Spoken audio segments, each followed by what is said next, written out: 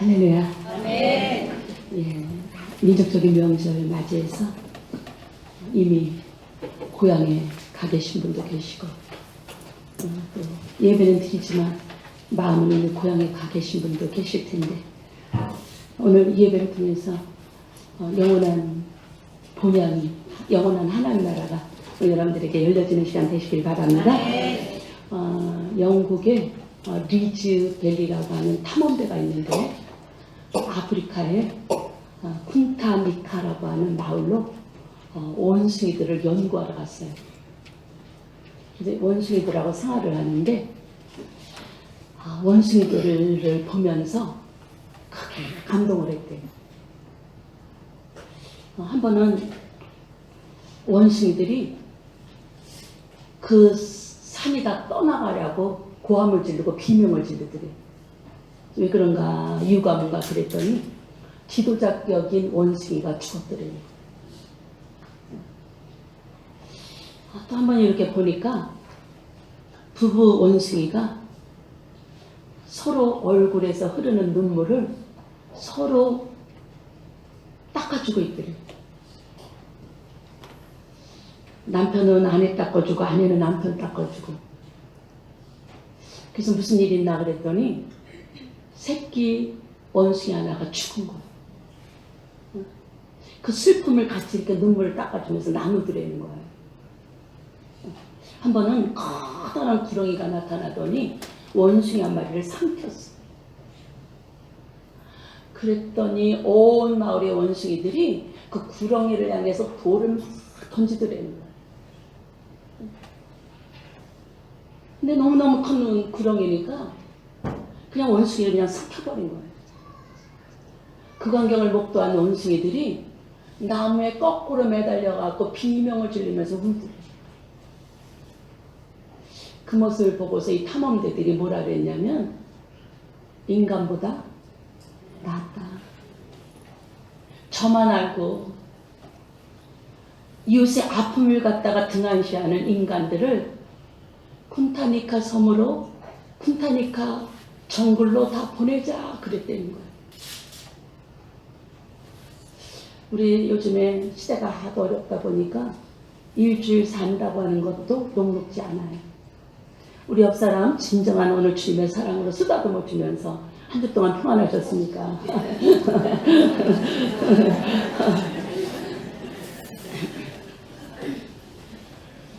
우리 복주하는데 또 한 번 복을 볼 기회가 있죠.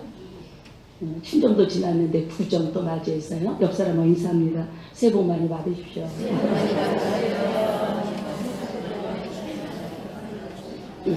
오늘 본문의 말씀에 나오는 에레미야라고 하는 선지자는요, 남유다가 자기 조국이 바벨론이라고 하는 나라가 쳐들어와가지고 성전이 다 무너지고 조국이 불타고 폐허가 되고 망해가는 모습을 다 목도한 선지자예요.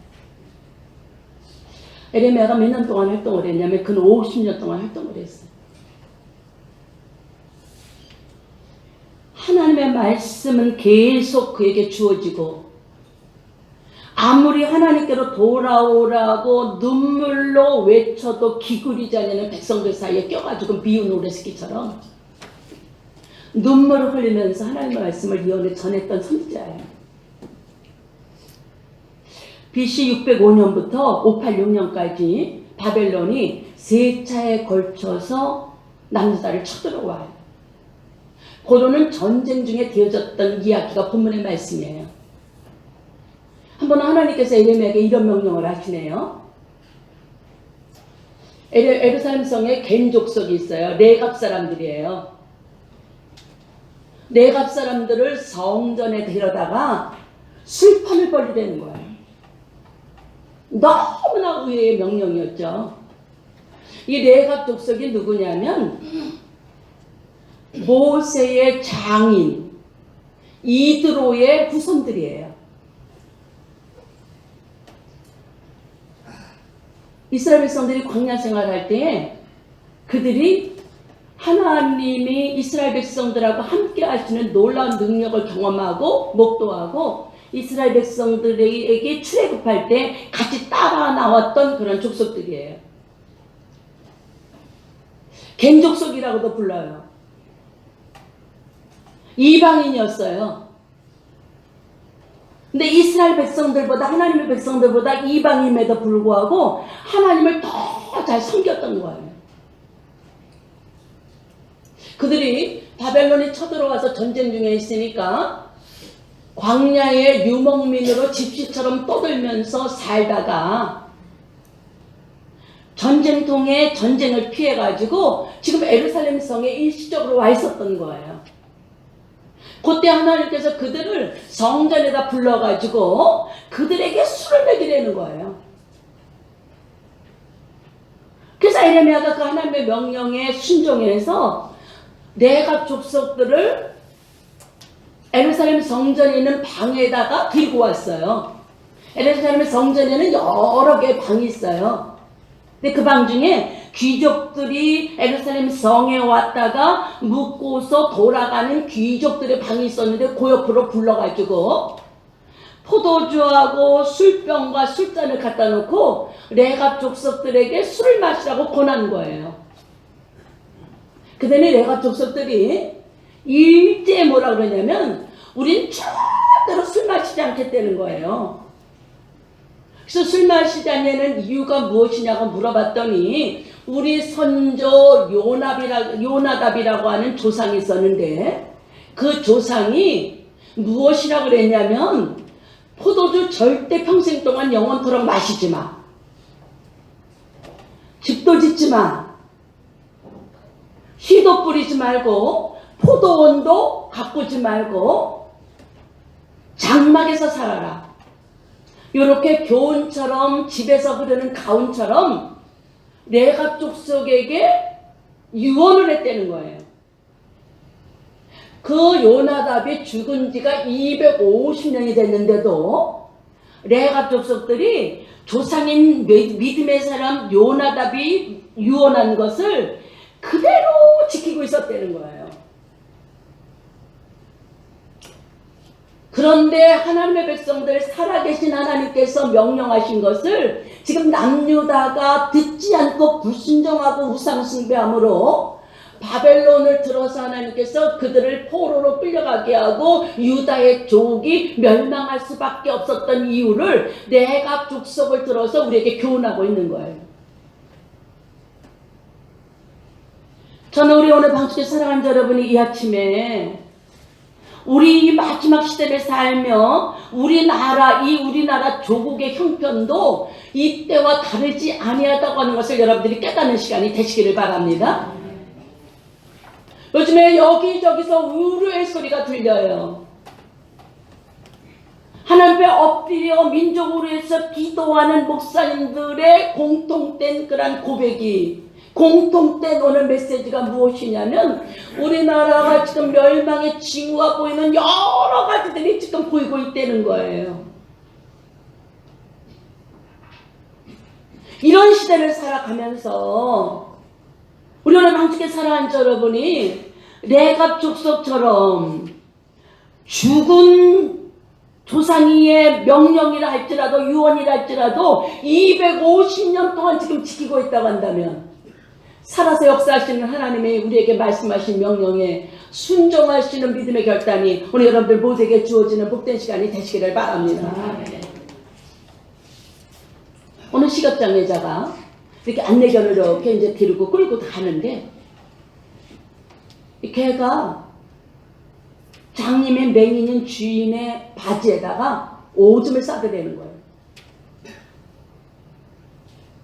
그랬더니 이 맹인이 주머니에서 과자를 꺼내가지고 안내견한테 주드라는 거예요.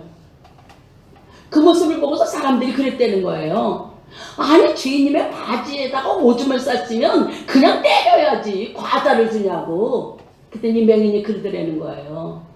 내가 앞이 안 보이니까 과자를 줘야 머리가 어딘지를 알아서 때리지.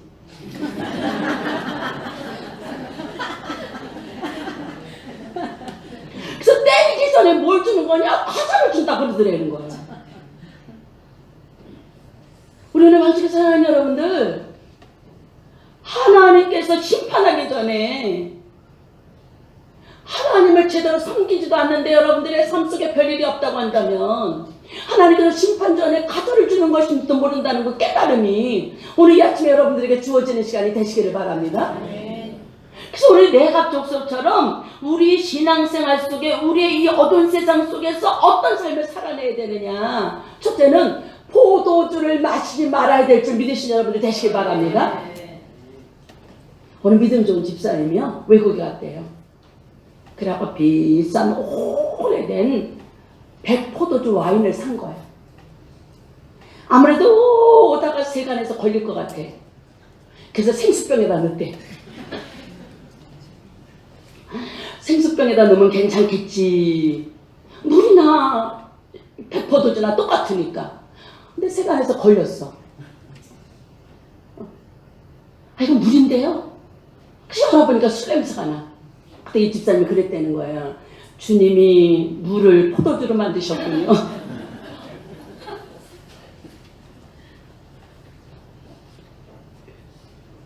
이런 이야기가 있어요. 악마가 사람을 찾아다니기에 바쁠 때에 술을 대신 보낸다.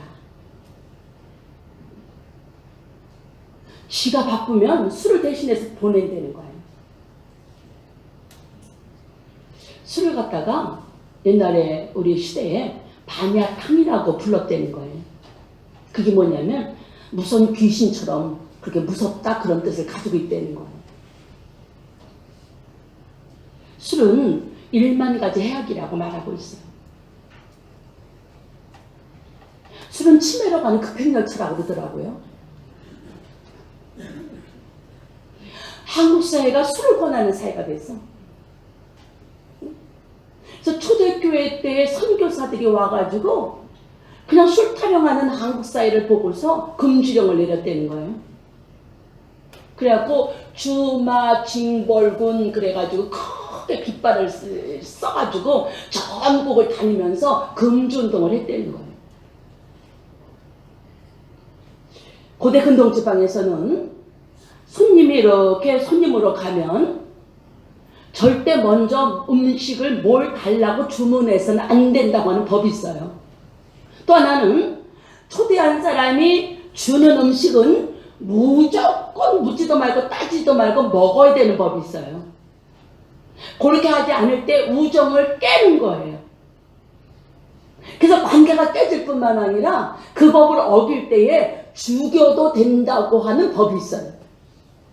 근데 내가 족속은 에레미야 선지자가 그것도 성전에 와가지고 술을 갖다 포도주를 갖다가 권할 때에 우리 조상 요나답이 절대로 평생 동안 우리는 포도주 마시지 말라고 그랬어요. 그걸 거절한 거예요.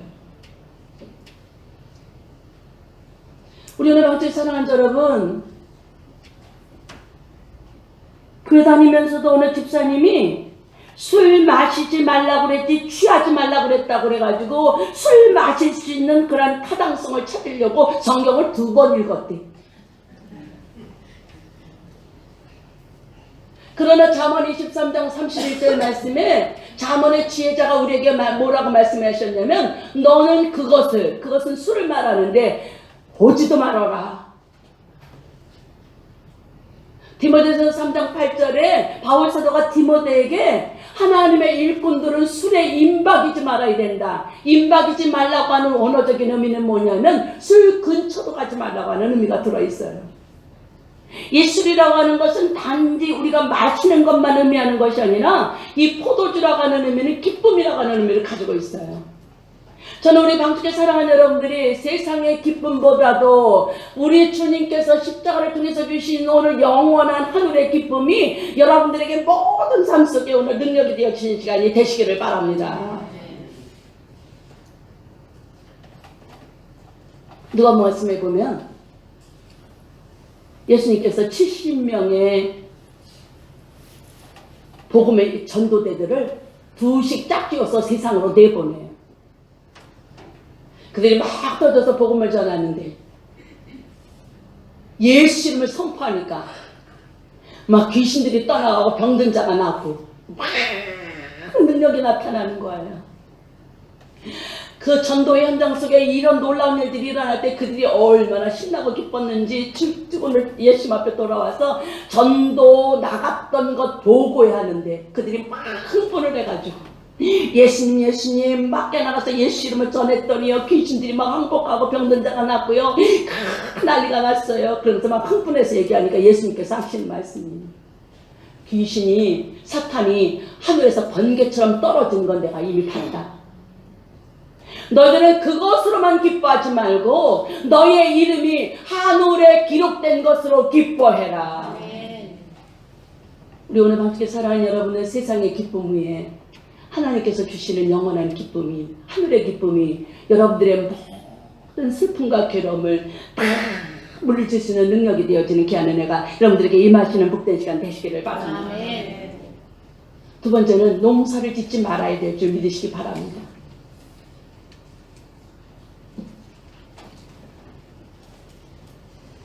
그 학교에서 돌아온 맹구가요. 아빠 보고 묻더래요. 아빠 오늘 성경 시험 봤는데 악처 4명을 쓰래네. 근데 3명밖에 못 썼어. 욥의 부인이 악처래죠. 또 이세벨, 아합의 부인 이세벨이 악처예요. 철학자인 소크라테스의 부인이 악처였대. 3명을 썼는데 1명은 못 썼어. 그랬더니 아빠가 그러더래. 네 엄마잖아.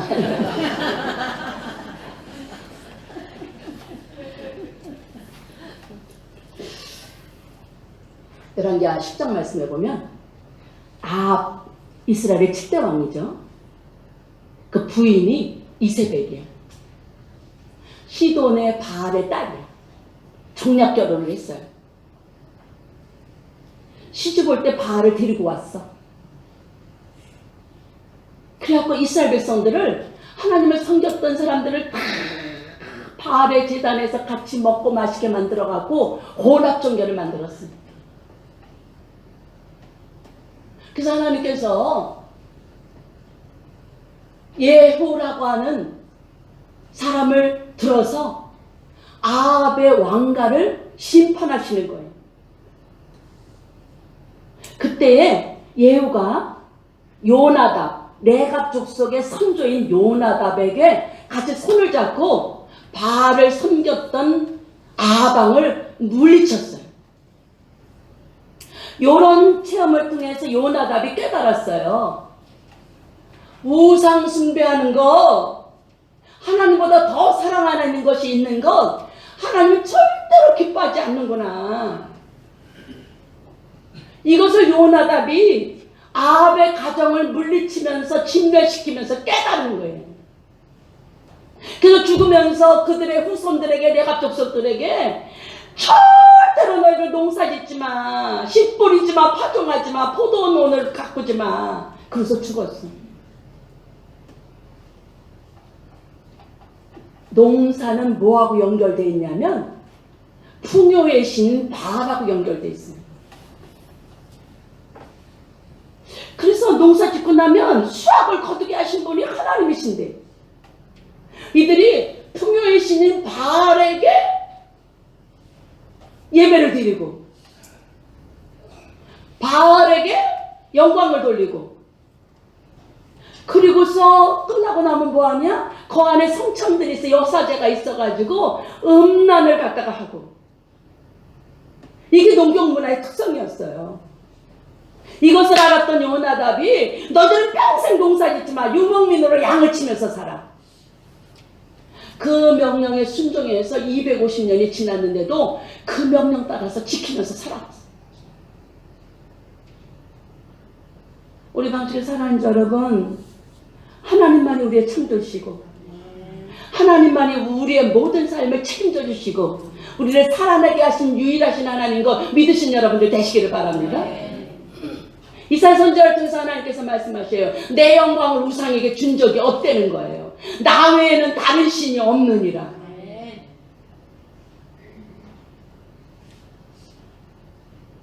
출애굽기 20장 하나님께서 이스라엘 백성들에게 십계명을 주셨는데 제일 으뜸되는 계명이 뭐냐면 너는 나 외에 네 앞에 다른 신을 두지 말아라. 하늘에 있는 거, 땅에 있는 거, 바다에 있는 거 아무 형상도 만들지 말고 섬기지도 말고 절하지도 마. 하나님은 질투하는 하나님인 줄.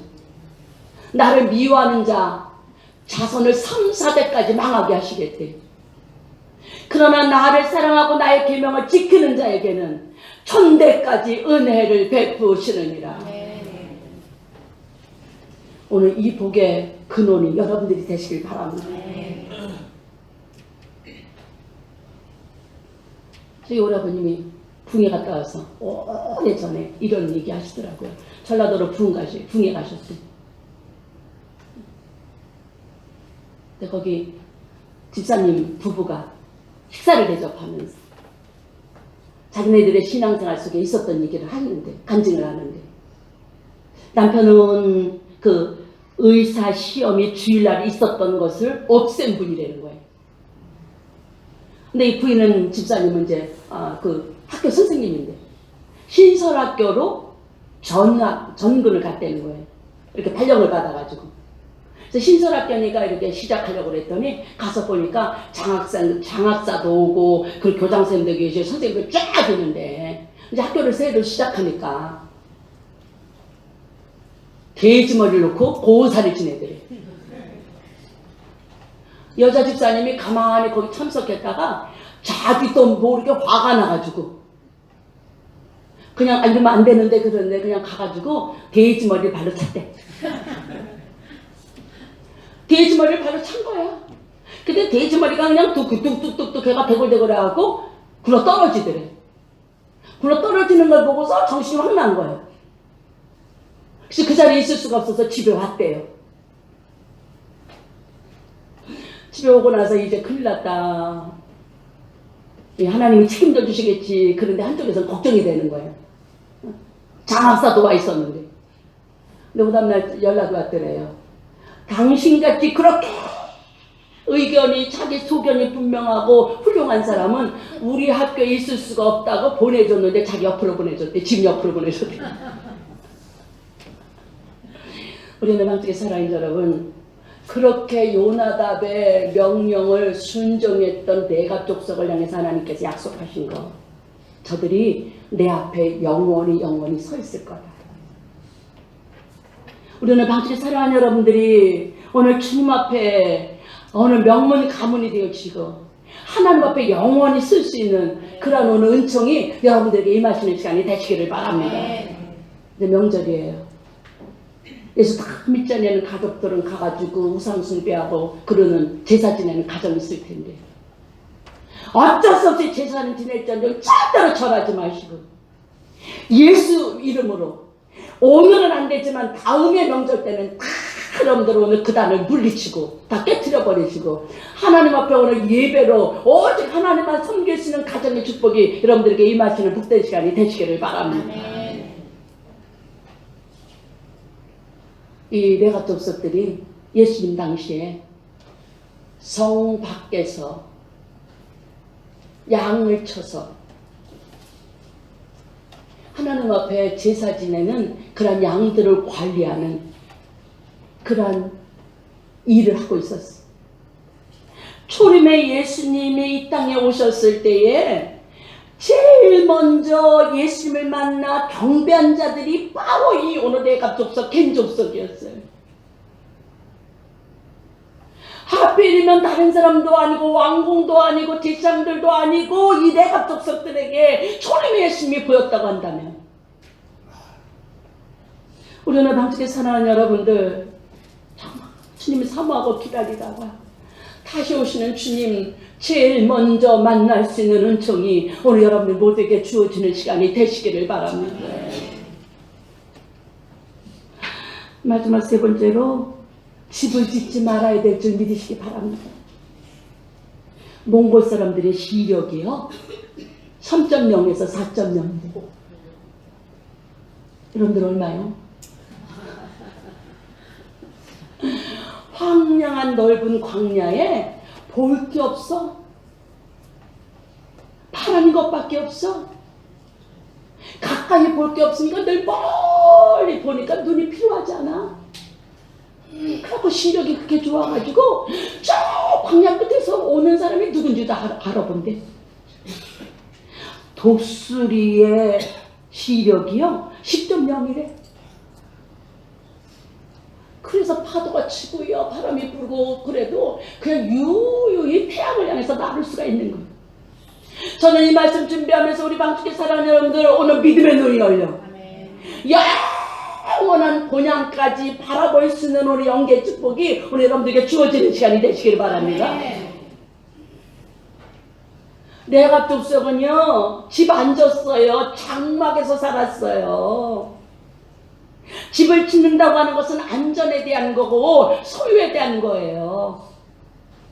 이스라엘 정부에서 그냥 관광객들이 많이 성지를 순례하러 오는데 이 베두인들이 지금도 그 네게브 해역에 쭉 살고 있거든요. 양을 치면서 유목민으로.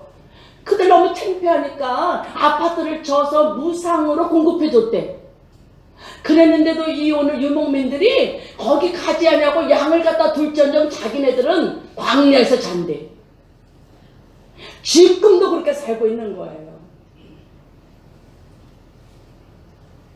그래서 그들은 풀을 찾아서 1시간 만에 모든 것들 다 자기네들 장막 걷어가지고 이동하는 거예요. 평생을 그렇게 살아. 여러분 집도 가지지 말라는 거 아니에요. 어떤 오늘 믿음을 가지고 살았느냐. 이 땅은 나그네야.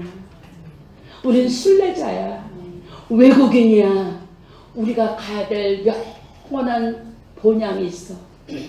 그 믿음으로 살아야 되는 거예요.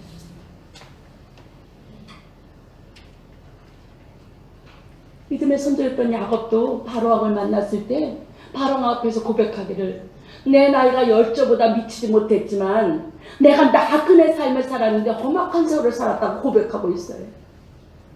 믿음의 조상이었던 아브라함, 히브리서 11장에 나오는 믿음의 사람들의 공통된 점이 무엇이냐? 믿음으로 살다가 믿음으로 죽어 그들의 육신의 고향이 아닌 더 나은 본향을 향하여 바라보면서 이 땅에서 우리 하나님께서 우리 예수 그리스도를 믿는 자들에게 예비하신 영원한 도성, 진동하지 않는 그 나라 새 예루살렘과 새 땅을 멀리서도 바라보면서 살았다고 말씀하고 있어요.